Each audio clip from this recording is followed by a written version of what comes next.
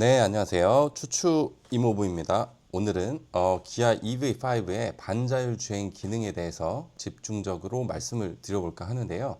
테슬라는 FSD라는 독보적인 이런 자율 주행 기술을 선보이고 있고, 이미 중국 차들도 테슬라에 필적하는 수준의 기술들이 많이 상용화되고 있습니다. 한국은 좀 다소 늦은 편인데요. 과연 기아 EV5의 반자율 주행 기능이 실제 운전할 때 어떻게 작동되는지, 얼마나 잘 되는지, 쓸모가 있는지 한번 알아보도록 할게요. 오늘은 내용이 다소 좀 딱딱하거나 지루할 수 있기 때문에 시청자분들 눈호 강도 좀 시켜드릴 겸 여러분들을 옆자리에 모시고 시드니시티 랜선 드라이브를 제가 시켜드리면서 설명을 드리도록 하겠습니다.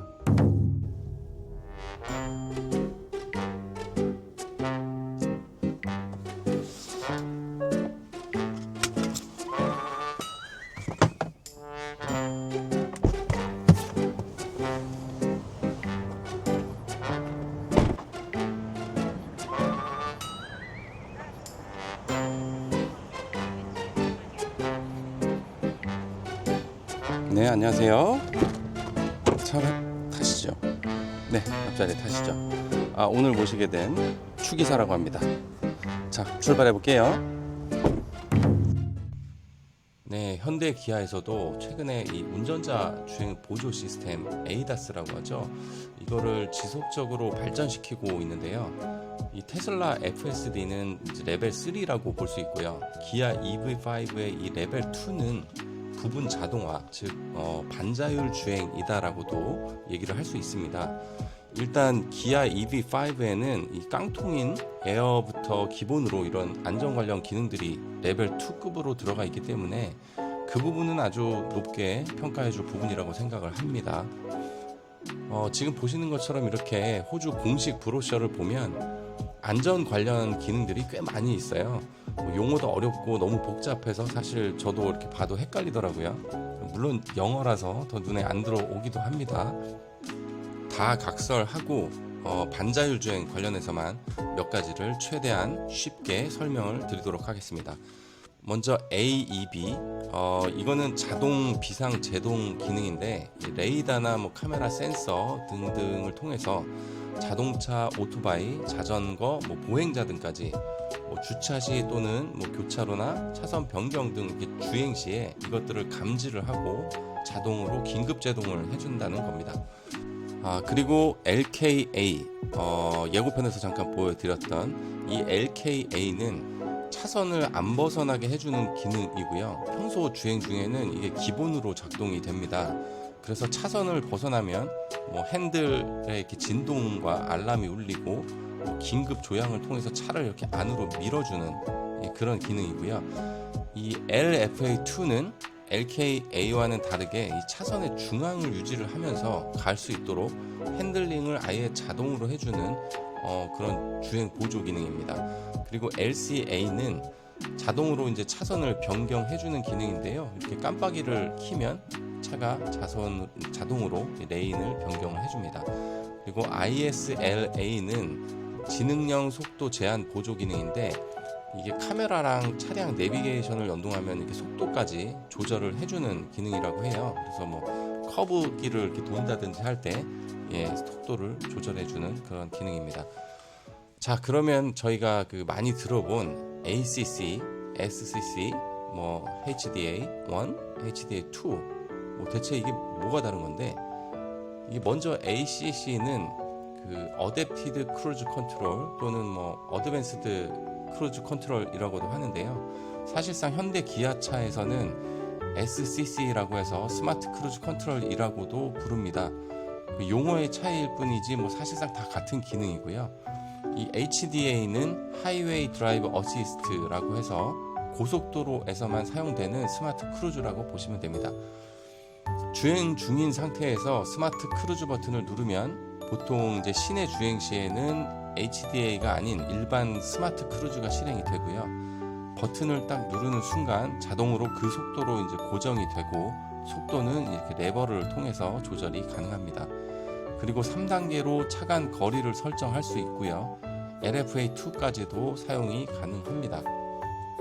다만 제가 직접 이 EV5로 스마트 크루즈로 시내 주행을 좀 해보면 약간 아쉬운 부분은 이 사람이 운전하면 커브길을 이렇게 감속하면서 돌 텐데 이 스마트 크루즈는 곡선 커브길에서도 같은 속도로 주행을 해버리는 바람에 가끔 제가 깜짝깜짝 이렇게 놀랄 때가 있더라고요.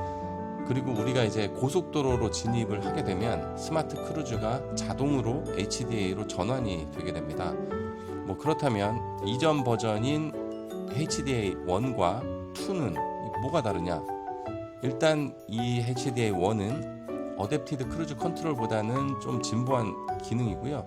이 내비게이션을 연동을 해서 커브 같은 곡선 구간의 속도 조절도 가능하다고 알려져 있긴 하지만 약간 이 반자율 주행이다라고 보기는 어려운 레벨 1급의 좀 보조 기능이고요. 반면 EV5에 적용된 이 HDA2는 뭐 레이더나 카메라, 센서 이 개수가 많아지다 보니까 주변 사물들을 더 세밀하게 감지를 할 수 있게 됐어요. 뭐 그러면서 AEB, 뭐 LFA, LKA2, LCA, ISLA 이 모든 기능이 다 함께 작동이 됩니다. 그래서 HDA2는 깜빡이를 켜면 주변 차량들을 이렇게 감지하면서 뭐 옆에도 감지하고 측후방도 감지를 하면서 자동으로 차선을 안전하게 변경해 주도록 도와주는 기능이죠. 그리고 실제 고속도로에서 제가 운전을 해보니까 옆에 이렇게 큰 트럭이 오면서 뭐 제 차선 쪽으로 바짝 붙는다거나 또는 뭐 다른 차가 앞에 갑자기 끼어들기를 하면 차가 자동으로 그걸 인식을 해서 이렇게 제동을 하면서 속도를 줄이는 걸 볼 수 있었고요. 차량 기본 내비게이션을 연동하면 커브길을 이렇게 돌 때도 속도 제어가 어느 정도 됩니다. 그래서 시내 주행에 쓰이는 일반 이 스마트 크루즈보다는 훨씬 진보된 기술이라고 보시면 될 것 같아요. 그리고 가장 제가 또 중요하게 판단한 요소가 이제 바로 헤드업 디스플레이, 이 HUD인데요. 테슬라 같이 디스플레이가 이 센터에만 있는 경우는 레벨 3 완전 자율주행이라면 모르겠지만 이 레벨 2의 반자율 주행은 운전자가 계속 상황을 이렇게 모니터링 하고 있어야 되거든요. 그래서 이 헤드업 디스플레이도 굉장히 중요한 요소일 수밖에 없습니다. 그래서 센터 디스플레이는 이 레벨 2 반자율 주행에는 적합하지 않다고 저는 생각을 해요. 지금 보시는 것처럼 뭐 이제 야간에도 굉장히 선명하게 잘 보이고 꽤 많은 정보들을 보여줍니다. 뭐 주변 차량을 인식하기도 하고요.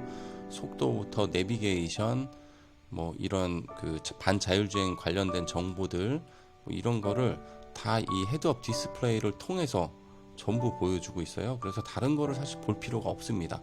그리고 주간에 봐도 날이 굉장히 밝고 눈부신 날에도 굉장히 시인성이 좋아요. 선명하고 잘 보이고 제가 이제 카메라로 최대한 이걸 담아보려고 찍기는 했는데 뭐 밑에가 약간 좀 잘려 보이긴 해요. 근데 어쨌든 얘도 전혀 보는데 무리가 없을 정도로 시인성이 굉장히 좋고 내비게이션을 저렇게 길 안내까지 같이 보여주기 때문에 뭐 굉장히 유용하다고 저는 생각을 합니다. 저도 이제 EV5를 구매를 하고 지금까지 운전하면서 사실 가장 만족하는 게 바로 이 헤드업 디스플레이입니다. 그래서 여러분께서도 옵션 선택하실 때 이 헤드업 디스플레이는 꼭 선택하시면 절대 후회하지 않을 거라고 저는 확신을 합니다. 실제로 저도 장거리 운전을 할 때 이런 반자율 주행 기능을 사용해서 꽤 이렇게 편안하게 운전을 하고 있는데요. 처음에는 좀 믿음이 안 가서 이 쫄린 마음에 제가 발을 이 브레이크 위에 이렇게 들고서 대기하고 있느라 이 발목에 좀 쥐가 날 뻔할 정도로 뭐 그러기도 했는데요. 이게 계속 사용을 하다 보니까 지금은 좀 어느 정도는 좀 신뢰가 좀 쌓인 것 같아요. 그래서 지금은 뭐 EV5로 운전할 때 거의 스마트 크루즈는 무조건 좀 켜고 다니는 편입니다. 그리고 한국 내수용은 급발진 방지 시스템도 탑재되어 출시되기 때문에 솔직히 조금 부럽긴 합니다. 그 외에도 제가 상당히 좀 아쉽다고 느꼈던 그런 부분들이 몇 가지 다 있는데 그게 전부 다 개선이 돼서 출시가 됐더라고요. 그래서 한국에 계신 여러분들께는 좀 다행이라는 생각이 드네요. 자, 지금까지 기아 EV5의 반자율 주행에 대해 소개해 드렸는데요. 물론 이게 레벨 3인 이 테슬라의 FSD와는 좀 천지 차이긴 하지만 뭐 일단 저는 이 정도로도 충분히 일단 만족은 하고 있습니다. 원래 먼저 사는 사람, 이 얼리 어댑터들은 늘 이렇게 배 아픈 상황이 좀 생기기 마련이죠. 그나저나 호주도 이 며칠 전에 FSD가 런칭이 됐거든요. 그래서 배가 살짝 아프긴 한데 뭐 완전 자율주행은 못하더라도 그 외 모든 면에서는 저는 기아 EV5 같은 그런 SUV는 사실상 없다고 생각하기 때문에 뭐 저는 지금도 잘한 선택이라고 생각을 하고 있습니다. 뭐 그러니까 하드웨어는 레이더나 센서들이 다 이미 이렇게 장착이 되어 있기 때문에 언젠가는 이게 OTA를 통해서 더 향상된 이 반자율 주행 기능이 소프트웨어로 좀 업데이트 되면 좋겠다는 희망을 가져보면서 오늘 영상은 여기까지 하도록 하겠습니다. 그리고 제가 영상에서 좀 이렇게 드러내는 걸 별로 좋아하지 않아서 좀 그리고 창피하기도 하고요. 그래서 얼굴을 좀 공개를 안 하고 있는데 아마 구독자 1000명이 되면 제가 얼굴을 공개하고 이렇게 좀 영상을 만들 생각을 하고 있습니다. 뭐 관심 없으시죠? 네, 뭐 저 혼잣말이었습니다. 아무튼 구독, 좋아요 부탁드리고요. 시청해 주셔서 감사드립니다. 지금까지 호주에 사는 추추 이모부였습니다. 감사합니다. 기아 EV5에 궁금하신가요? 구독과 좋아요, 알림 설정 꾹꾹꾹